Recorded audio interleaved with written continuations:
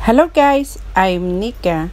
My YouTube channel, Grandma Nika TV. If you are new in my channel, please thumbs up, subscribe, then bell all to receive notification have video upload. Thank you for coming. Today guys, let's cook pigeon with mushroom.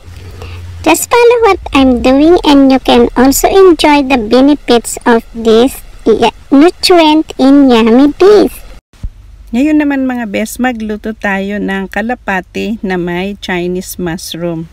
Ibinabad ko ang mushroom mga best ng 5 hours at saka ko siya in-steam sa kanin at in-slice ko siya. Natural best, hinugasan mo ng mabuti ha. Ito naman, kalapati.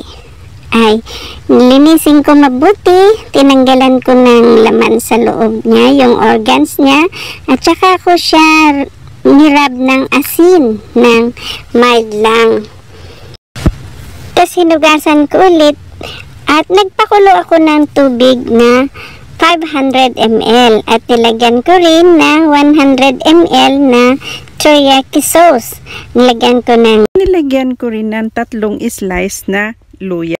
Kumulo na ito, inilagay ko ang malinis na kalapati at niluto ko siya ng 15 minutes na medium fire. Tapos ito, habang nagluluto ng 15 minutes ang kalapati, naghiwa ko ng carrots at natural. Ito ay hinugasan ko munang mabuti, tsaka ko siya hiniwa ng pino na pa-cubes. At eto, i-check ko na uli kung kumusta na si kalapati. At tinan ko siya at iniluto ko uli ng 10 minutes.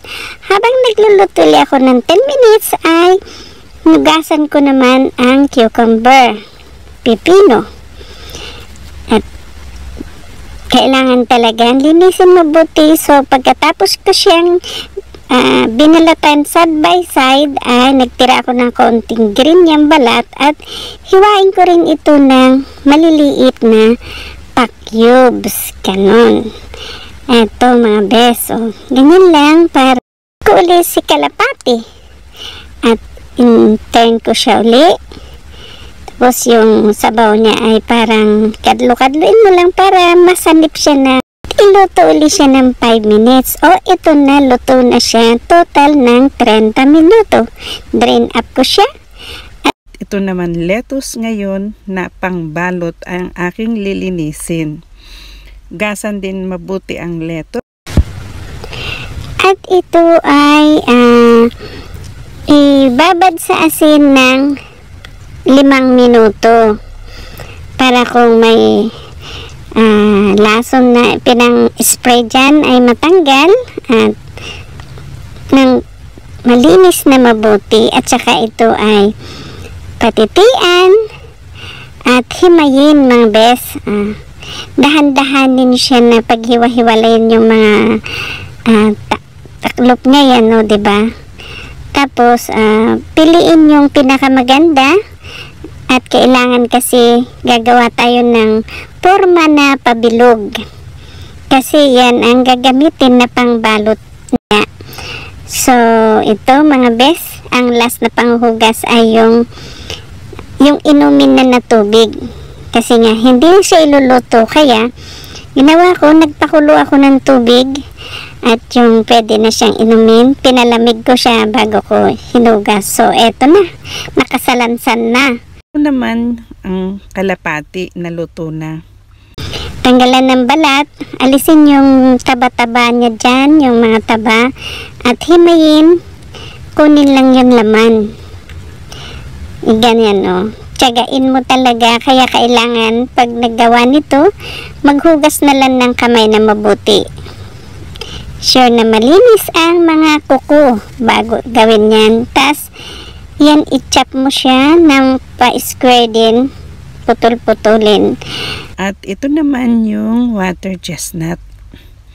Kailangan hugasan ito mabuti kasi ito, maraming putik to. Kasi nga, sa basa na lupa ito nabubuhay. So, pagka hugas na mabuti, balatan at saka slicein siya ng kung kaya din ng pa-cubes na maliliit. So yan sa akin, tinadtad ko na lang. So ito na, nakahanda na lahat ang mga sangkap.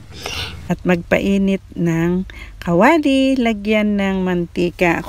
Dahil nga less oil ako pag nagluto, isang kutsara lang na mantika ang aking nilagay. Bawang at magkasunod ang sibuyas at ito'y aking i-fry ng mild at naamoy ko na yung amoy niya na mabango. Inilagay ko na ang carrots.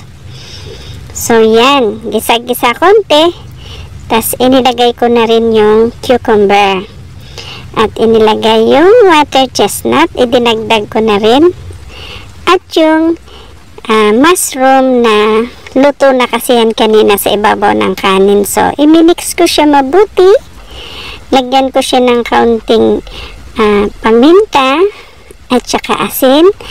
Tapos, nilagay ko na yung pigeon, yung kalapati. So, eto na. Luto na mga best ang masarap na ulam.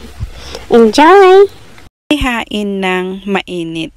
Yung pinagritasuhan pala ng lettuce, iluto. Huwag sayangin.